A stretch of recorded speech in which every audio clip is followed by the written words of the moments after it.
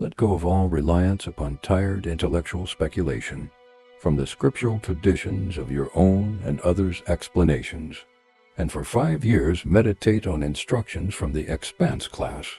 Then hindrances will clear, and the sun of mental bliss will dawn. Let the light of spontaneous activity blaze forth, and let there be positive conviction in the secret of your mind. Theory would only invite further impurity, so look through instruction's eyes, and without relying upon anyone else, be utterly decisive. Rely upon the blissful deliverance that the King of Horses brings. Don't settle for confused philosophical notions of what is or is not. Borne aloft at first by the noisy winds of fame and reputation, let the domain of wisdom be what you seek. To take a stance and cling to a position, thinking this is it, might seem bright enough, but is like a fire of damp wood.